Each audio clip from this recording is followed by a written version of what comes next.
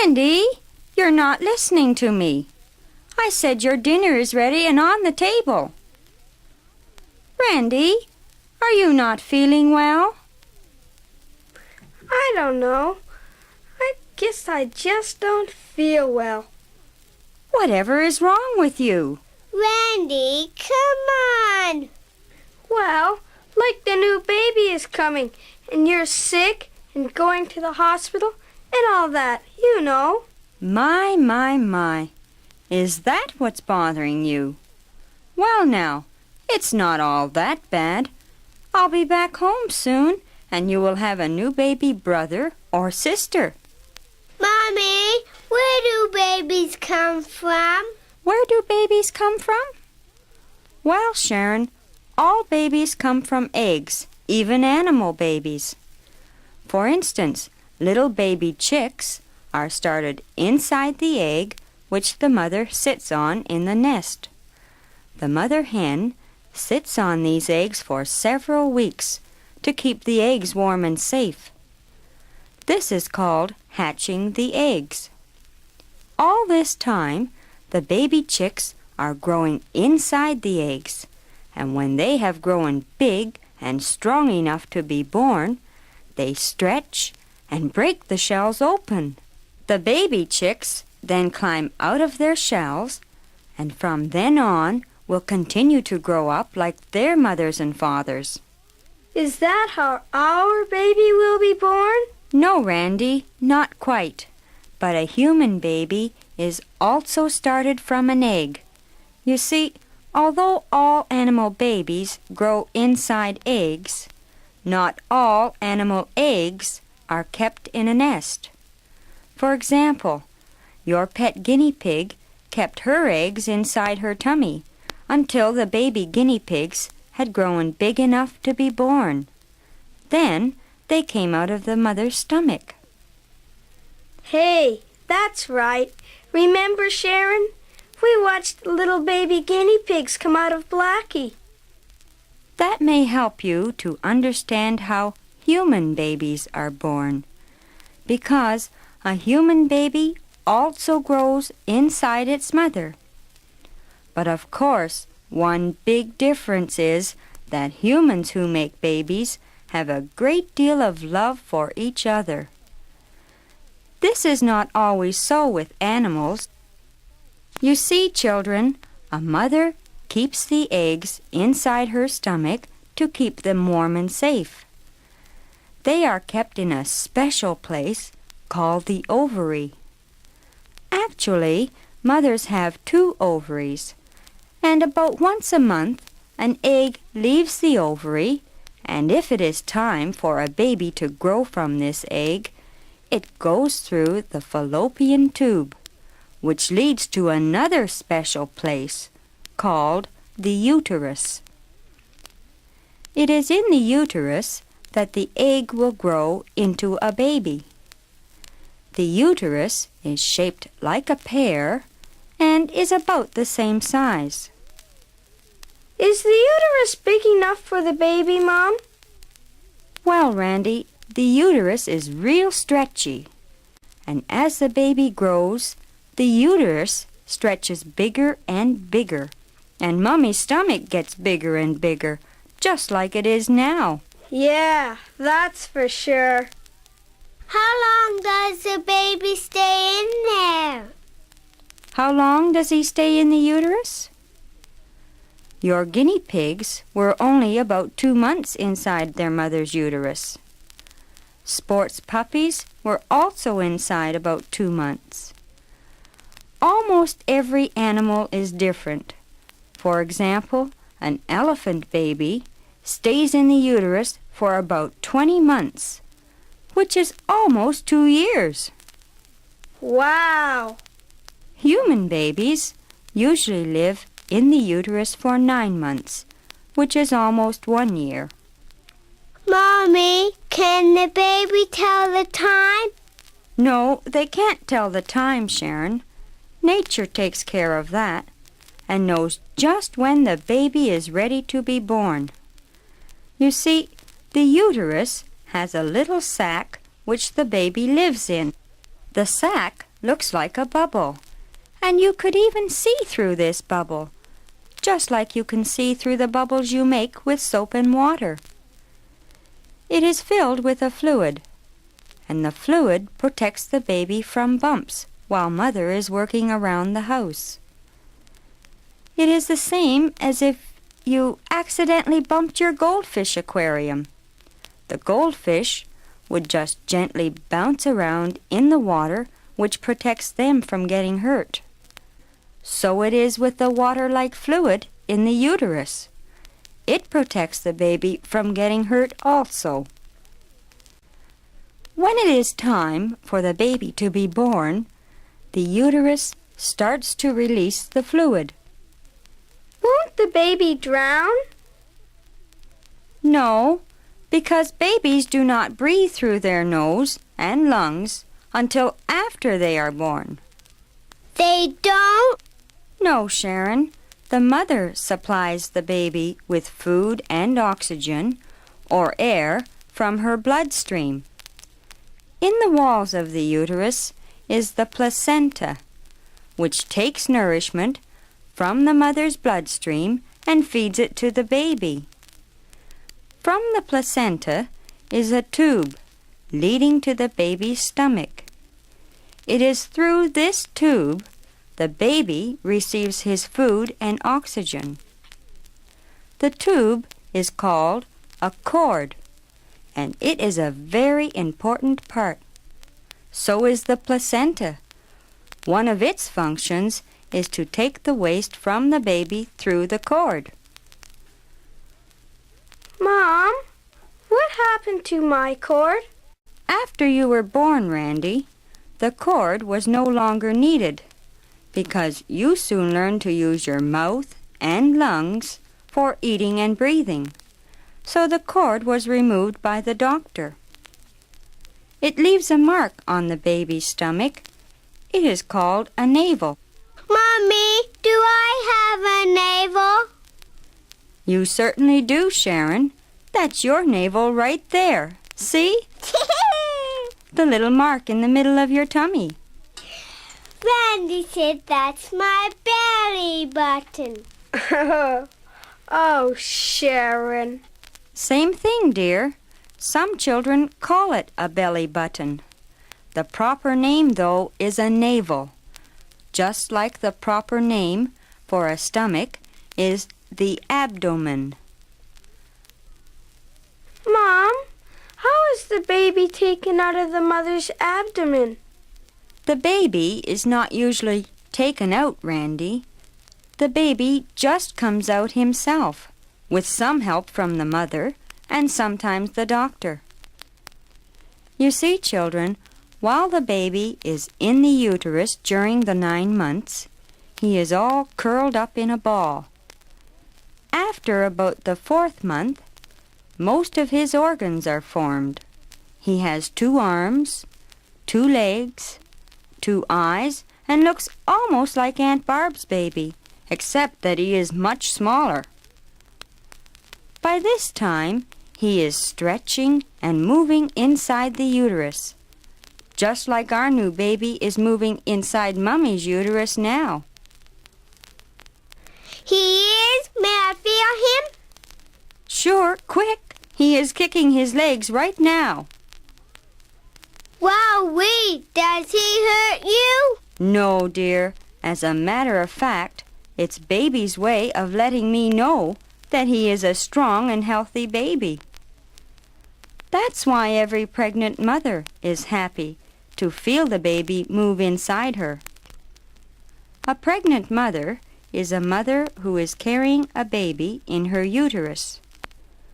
Shortly before the baby is born, the sac, which is in the uterus, bursts, and the fluid escapes through the vagina, which is the opening between the mother's legs.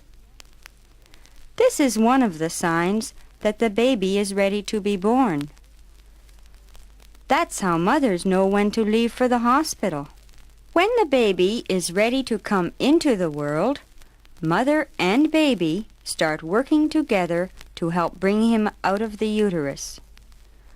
The baby helps by pushing his way toward the vagina, while the mother's muscles squeeze on the walls of the uterus, something like you squeeze toothpaste out of the container. This flattens the uterus smaller and smaller and gently pushes the baby through the vagina and into the world. The baby's head stretches the vagina bigger as it comes, and therefore he comes into the world head first. Who's there to catch him? Well, Randy, that's why Mommy is going to the hospital to have our baby. I will be lying down on a nice, warm, comfortable bed. The doctor and nurses will be there to take care of both Mommy and the new baby. As soon as the baby is born, the doctor will remove the cord because then the baby doesn't need it. Does that hurt? Not a bit. The doctor then lifts the baby upside down and holds him by the legs. He gently pats the baby's back, and the baby will cry for the first time. Crying will make him breathe, and because he no longer has a cord to breathe through, he is forced to use his lungs and nose for the first time. And that's exactly why the doctor patted him. His cry lets everyone know that he is alive and healthy. This makes everyone happy. Can our baby come home then? No, not for a while. You see, when you go in swimming, you don't get all wet right away. You slowly walk into the water and let a little more of your body get wet each time you take another step. First, your feet, then your knees, then your hips, then your shoulders, until finally you are wet all over. By getting wet that way, the cold water doesn't shock you as much as if you dived right in. And so it is with new babies. At first, the nurses wrap them up snug and warm and keep them in a special room. The first few days, the nurses keep checking the baby and lets him get used to his new world a little bit at a time. Just like you when you go swimming. But just think how shocked and cold the baby would feel if he were taken outdoors the very first day, especially in some countries where they get snow and freezing temperatures. But you can come home then, eh, Mom? No, Randy, not necessarily. New mothers should also stay in bed for a few days after the baby is born. Because I will use up a lot of energy in helping to bring birth to our baby, staying in hospital will help me get my strength back again.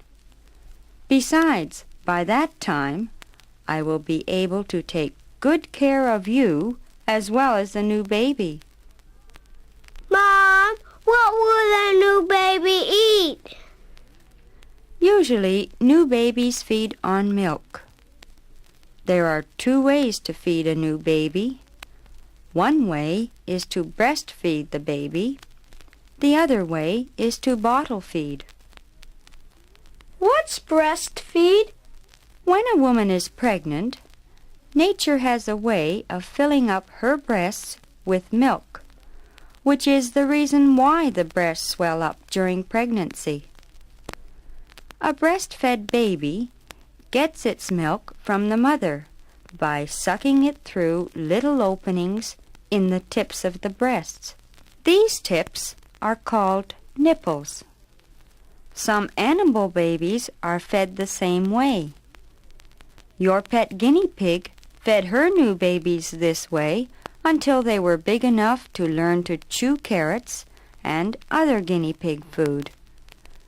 Later, our baby will learn to eat foods which you and I eat. Of course, at first, it will have to be soft foods like pablum and custards until he grows strong teeth and will then be able to eat most everything. And bottle feed means? A bottle-fed baby is fed canned milk, which comes from a cow. Of course, it is especially prepared. For example, the bottle is cleansed in boiling hot water. The bottle has a rubber nipple on the end with a hole in it, so the baby can suck the milk from the bottle. The milk should be about as warm as the milk he would get from his mother's breasts. Years ago, all babies were breastfed. Now, most babies are bottle-fed. Could I have a baby? You certainly could when you grow up, Sharon. All girls have 2 ovaries to store the eggs. Girls also have a uterus, a vagina, 2 breasts, and all the other organs which will be needed when they grow up to become mothers. There are many reasons why you could not have a baby now. One reason, because your organs have not finished growing yet. But as you get older, your ovaries and breasts and vagina will grow along with the other parts of your body, like your arms, legs, and of course your height. Another reason is that all babies must be made by 2 people, a mother and a father. The mother supplies the egg cell from her ovary. The father, who must also be grown up, supplies a seed or cell called sperm. He places the sperm in the mother. The sperm look like little tadpoles with long thread-like tails. There are millions of them, and of course they are so tiny that they cannot be seen with the naked eye. The sperm cells swim around in search for the mother's egg. When the egg is found, the sperm buries itself inside the egg, and this starts a new baby. How does the father's sperm get in the mother to find the egg? In a similar way your pet guinea pigs did. Remember when the father guinea pig got on top of the mother guinea pig? Yes. What happened was the male guinea pig placed his penis in the female's vagina. His sperm was given to the female by sending it through the opening in the penis and placed it in the female's vagina. This is called mating. The sperm then swam until it found the female's egg. The 2 eggs link together to become 1 egg, and then a baby guinea pig starts to grow from that egg. It continues to grow inside its mother until the baby guinea pig is born. When humans make babies, we don't call it mating. We call it sexual intercourse. But humans have intercourse not only to make babies, but also because they love and respect each other very much. Boys don't have a vagina. They have a penis, which is a soft, finger-like organ which hangs between the legs. At the bottom of the penis is a scrotum, which looks like a little bag made of skin. Inside the bag are 2 testicles, which may appear like small marbles. The sperm cells are stored in the testicles. The sperm are smaller than the point of a needle and swim around in a milky fluid called semen, which the father also supplies. The semen holds the tiny sperm together, which prevents them from getting lost. When a boy grows up to be a man, his penis and scrotum and other parts, called sex organs, grow with the rest of his body. The father and mother have sexual intercourse by lying down together. The father places his penis in the mother's vagina.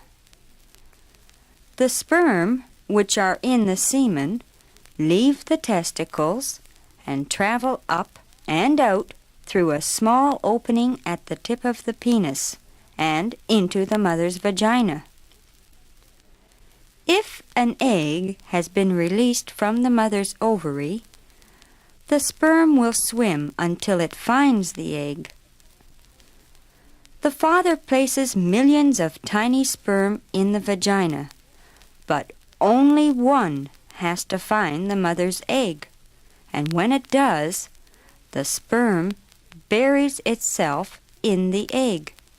This is called fertilizing the egg, and thus a baby is started.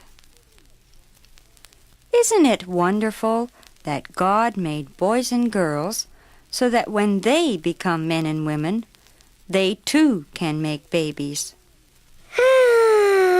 It sure is.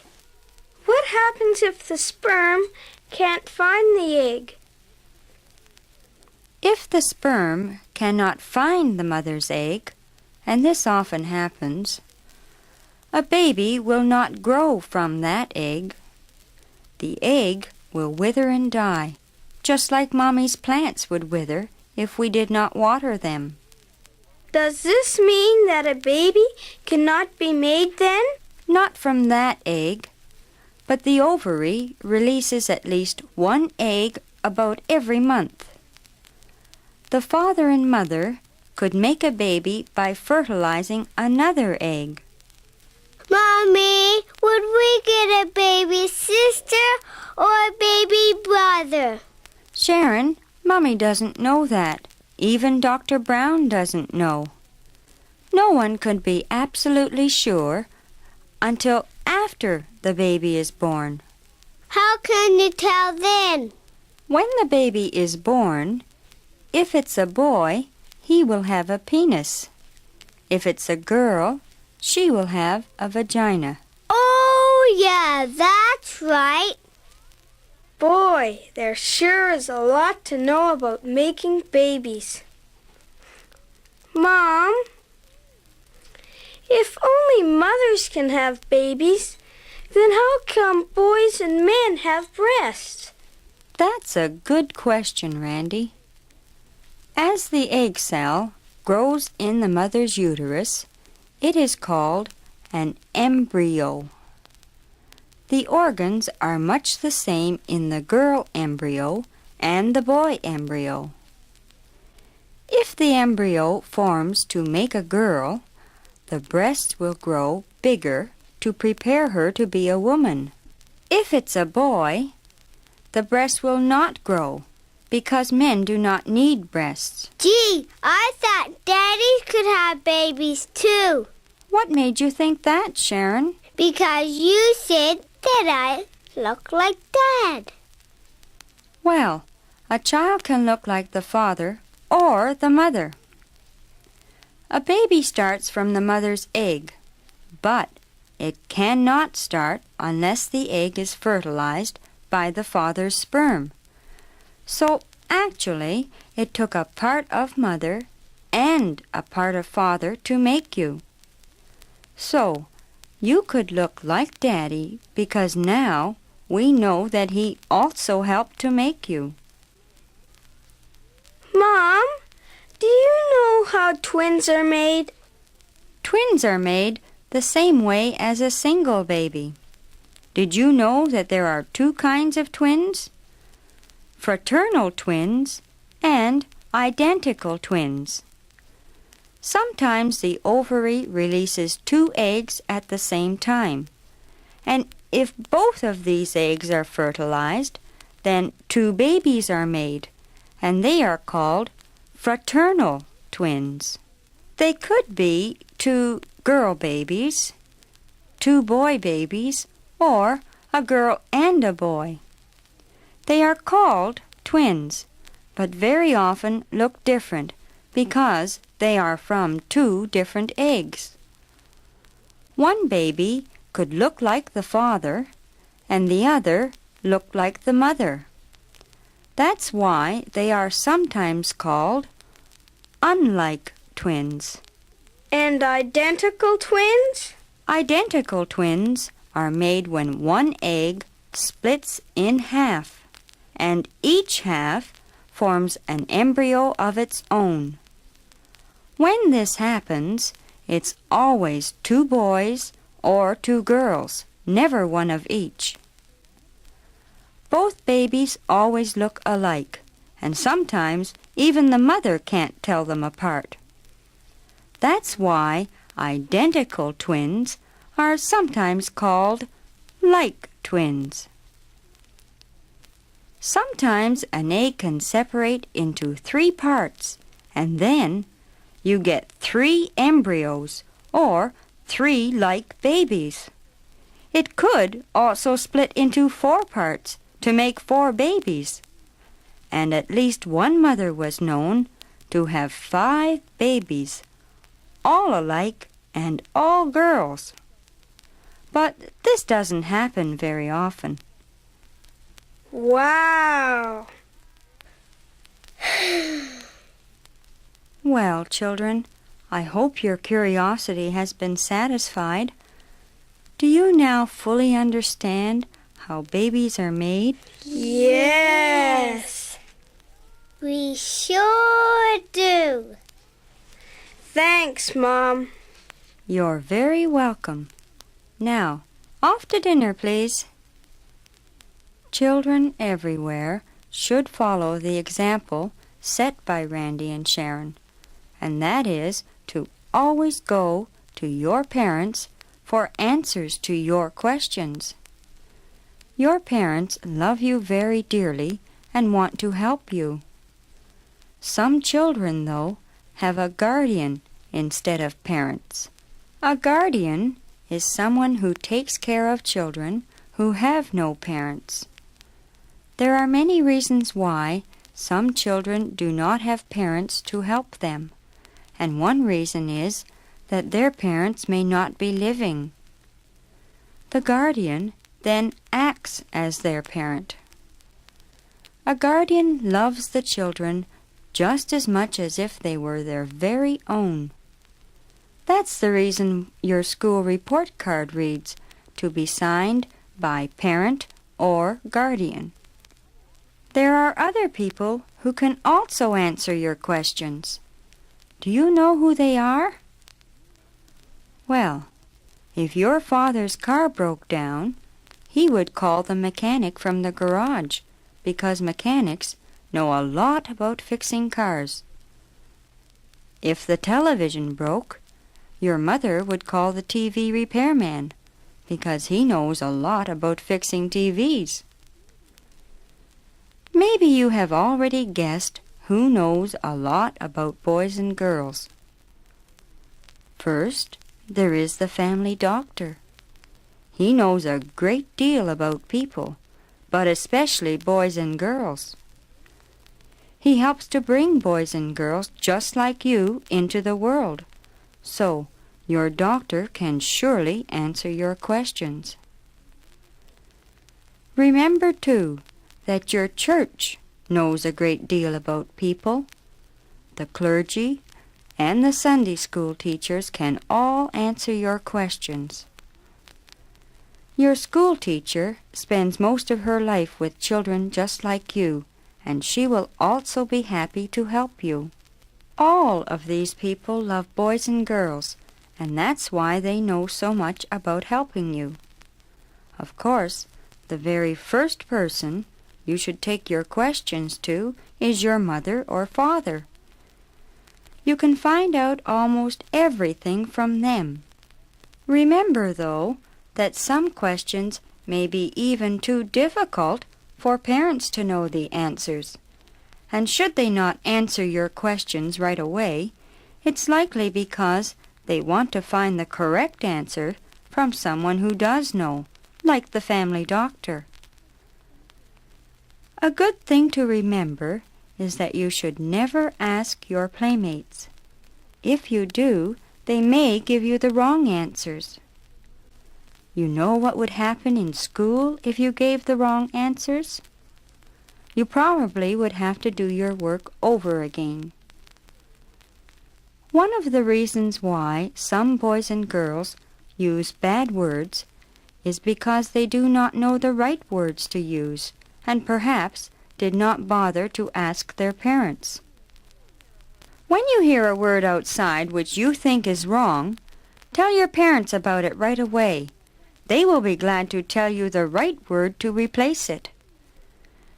Maybe you will have more questions about babies and about growing up which have not been answered on this record. For example, do you know why a boy should wash his penis whenever he takes a bath? The answer is simple. If you fell down and cut your knee, you would wash the dirt off so that germs would not get in the cut and cause serious damage. A boy must keep his penis as clean as the rest of his body so that dirt will not build up. This helps to keep the germs away. A girl should always wash her vagina at bath time for the same reason. Do you also know why your parents have perhaps told you not to talk to strangers? Of course, you and I know that not all strangers are bad. But the bad strangers look almost the same as the good strangers. Because it's difficult to tell the difference, it's wise not to talk to strangers unless you have one of your parents with you. Remember that bad strangers may offer you ice cream or candy or almost anything, but it is best not to accept anything from them until we ask one of our parents first. To help you understand everything we have been talking about, you should play this record often. Your parents will also want to help by showing you pictures and diagrams of the human body. You will find these in sex education books at the library or from your family doctor. Of course, your mother should go to the library with you. Do you know why? Because she will help you choose the best book with the best pictures. Every child's stomach needs food, and when it does, you naturally rush to the kitchen to feed it. Did you know that your mind also needs food? Not the kind of food you put in your stomach, though. The kind of food your mind needs is advice on what you should do and what you should not do when growing up. You get the best food for your mind from your parents and from educational books for boys and girls. Ask your mom or dad to get you some books from the library. In a way, your mind is just like your stomach. It gets hungry often. So make sure you feed your mind as often as you feed your stomach. You'll be glad you did.